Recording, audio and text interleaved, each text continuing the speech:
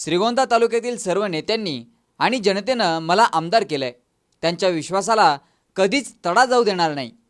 माझी लोकप्रतिनिधी फक्त निवडणुकीत प्रश्नांचं भांडवल करत होते। त्यांनी तालुक्याचा प्रश्न सोडवण्याचा कधीच प्रयत्न केला नाही। पण मी तालुक्यातील प्रलंबित प्रश्नांवर विधानसभेत आवाज उठवणार आहे असं आश्वासन श्रीगोंदाचे आमदार राहुल जगताप यांनी कुकडी साखर कारखान्याच्या गळीत हंगामाच्या शुभारंभाच्या वेळी दिलं। आमची अपेक्षा होती की आपण या ठिकाणी रस्त्याने जर बाय कार आले असते तर आपल्याला या ठिकाणी रस्त्याची परिस्थिती लक्षात आली असती। सातत्याने दादा 30-35 वर्ष माझे आमदारांनी या ठिकाणी कामकाज करत असताना रस्त्याच्या विषयी कधी लक्ष घातलं नाही। प्रत्येक वेळी निवडणुकीत फक्त प्रत्येक प्रश्नाचं भांडवल केलं आणि निवडून गेल्याच्या नंतर मात्र प्रश्नांकडे कधी पाहिलं नाही।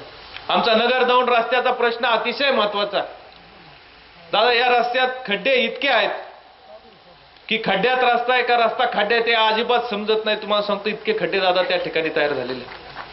आज हा आमच्या तालुक्याचा मुख्य रस्ता आहे, पण या रस्त्याचा उपयोग न करता श्रीगोंद्याची जनता जर नगरला जायचं असेल तर मांडवगण मार्गे सचिन भाऊच्या गटाचा उपयोग करून ते सर्वजण नगरला जाण्याचं काम। पण इतका बिकट अवस्था त्या रस्त्याची त्या ठिकाणी झालेली आहे।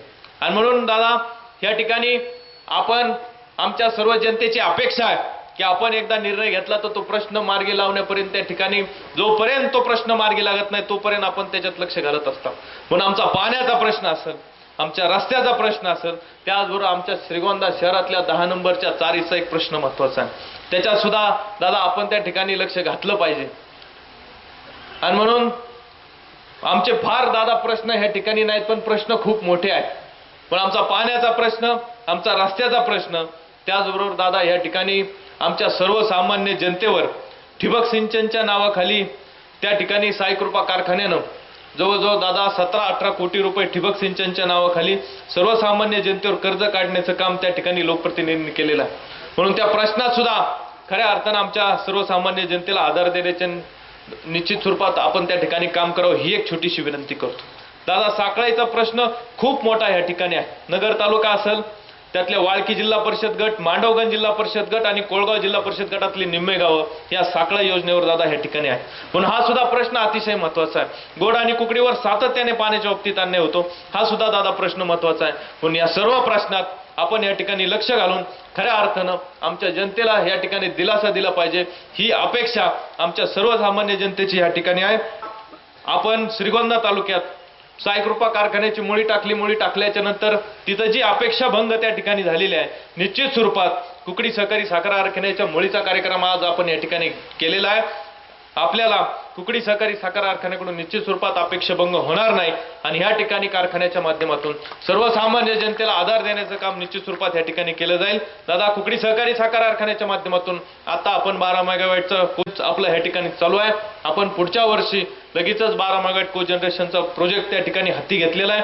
डिस्लरीचा सुद्धा प्रोजेक्ट या ठिकाणी आपण हाती घेतलेला आहे। म्हणून लवकरात लवकर बाय प्रोडक्ट तयार करून सर्वसामान्य जनतेच्या उसाला जास्तीत जास्त बाजार देण्याचं काम निश्चित स्वरूपात या ठिकाणी होईल। त्यात कुठली अडचण येणार नाही, कारण एका विश्वासानं आदरणीय तात्यांवर विश्वास दाखवून या भागातल्या सर्वसामान्य जनतेने कुकडी सहकारी साखर कारखाना उभारणी करण्यासाठी ताकद या ठिकाणी लावलेली आहे।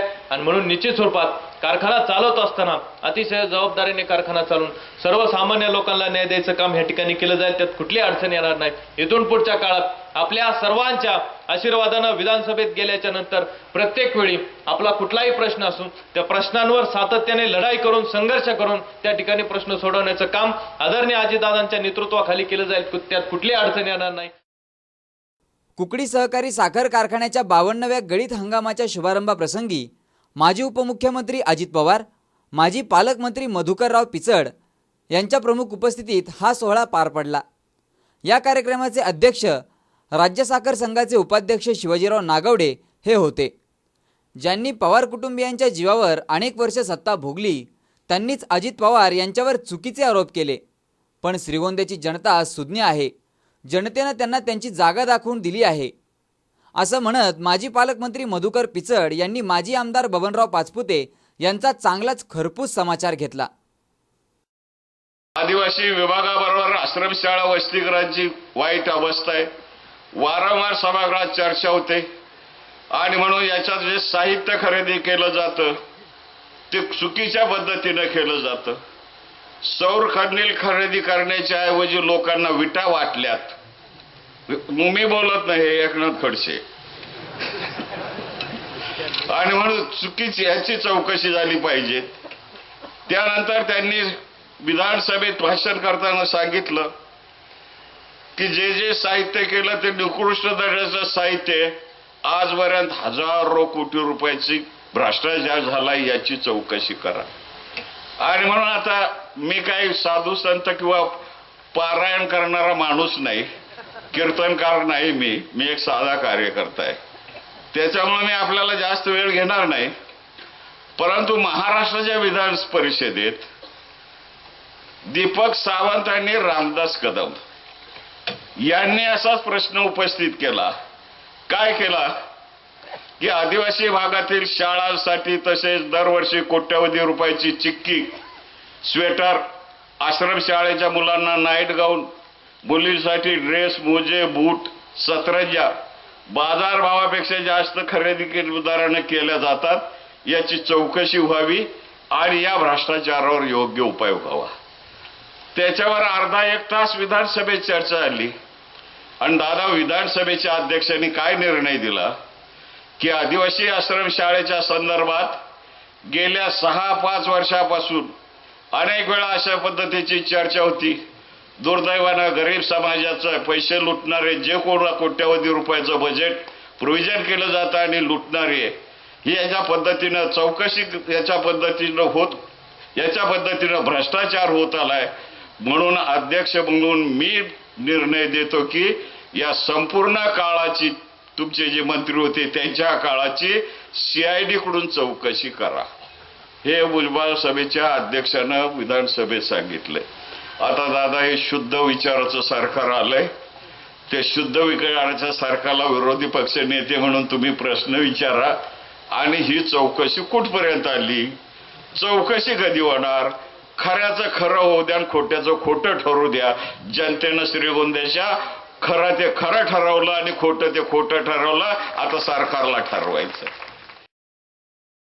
जनतेनं निवडणुकीत दिलेला कौल आम्हाला मान्य आहे, पण जरी आम्ही सत्तेत नसलो तरी वेळ प्रसंगी रस्त्यावर उतरू आणि जनतेला न्याय मिळवून देऊ, असं प्रतिपादन माजी उपमुख्यमंत्री अजित पवार यांनी केलं.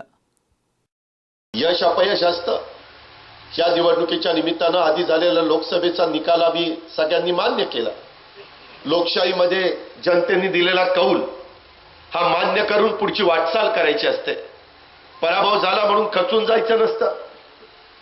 यश मिळालं म्हणून ते डोक्यामध्ये पण शिरून द्यायचं नसतं. जमिनीवर पाय ठेवून सर्वसामान्य माणसाचे प्रश्न सोडवण्याच्या करता सतत तत्पर असलं पाहिजे. राज्यामध्ये अनेक 15 वर्ष तुम्ही सगळ्यांनी आम्हाला कामाची संधी दिली. ठीक आहे, आम्ही आमच्या परीनं काम केलं. त्याच्यामध्ये आरोप झाले, प्रत्यारोप झाले. सर्वसामान्य माणूस केंद्रबिंदू मानून आदरणीय पवार साहेबांच्या सारख्या राष्ट्रीय नेत्याच्या मार्गदर्शनाखाली आम्ही या महाराष्ट्रामध्ये विकासाची कामं करण्याचा प्रयत्न केला. 2-2 वेळेला तुम्ही निवडून दिलं. यावेळेस एक वेगळा विचार महाराष्ट्रातल्या जनतेने केला, परंतु तो निकाल झाला असताना बहुमत कुणालाच दिलं नाही. स्थिर सरकार कुणाचंच नाही. शेवटी सारख्या निवडणुका तुम्हाला मला परवडत नाही आणि त्याच्यामुळं बाहेरनं पाठिंबा देण्याचा निर्णय किंवा तटस्थ जाण्याचा निर्णय आपण त्या ठिकाणी घेतलेला आहे. त्यामध्ये सरकार टिकावं, सरकार चालावं.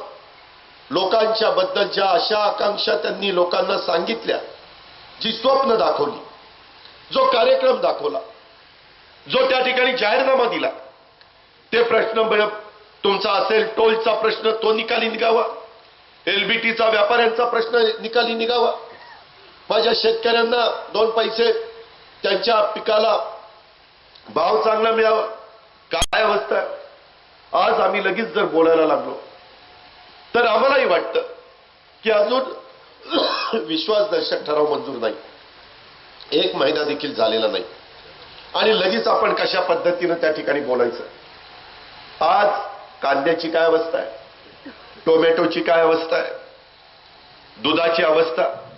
दुधाचा धंदा माझ्या शेतकऱ्यांना 15 दिवसाला पेमेंट देणारा, काहीतरी जर थोडंफार दूध जाऊन घरातलं भागायचं परंतु तोही धंदा आज अडचणीत आहे. दुधाचे दर उतरत आहेत. मुख्यमंत्री महोदय, आता तुम्ही शपथ घेतलेली आहे, लवकरच काहीतरी साखरेच्या बद्दल आणि ऊसाच्या बद्दल काय भूमिका सरकार म्हणून आपण घेणार.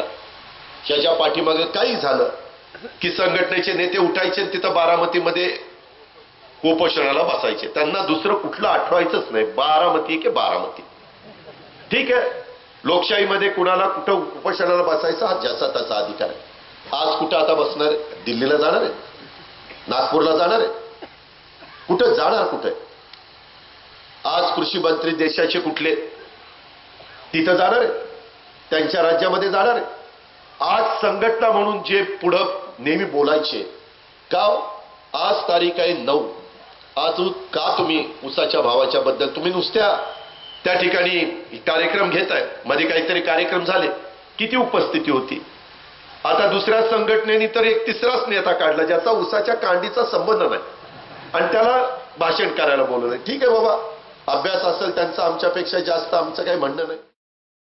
या कार्यक्रमाच्या वेळी आमदार संग्राम जगताप, कुंडलिकराव जगताप, राष्ट्रवादीचे जिल्हाध्यक्ष पांडुरंग अभंग, प्रदेश उपाध्यक्ष घनश्याम शेलार, जिल्हा परिषद उपाध्यक्ष अण्णासाहेब शेलार, शिवाजीराव गाडे, सभापती अर्चना पानसरे, माजी सभापती मीनाताई देवीकर, हरिदास शिर्के, तुकाराम दरेकर, राजेंद्र नागवडे आदींसह कार्यकर्ते मोठ्या संख्येने उपस्थित होते. C24 साठी प्रतिनिधी सुहास कुलकर्णी, श्रीगोंदा.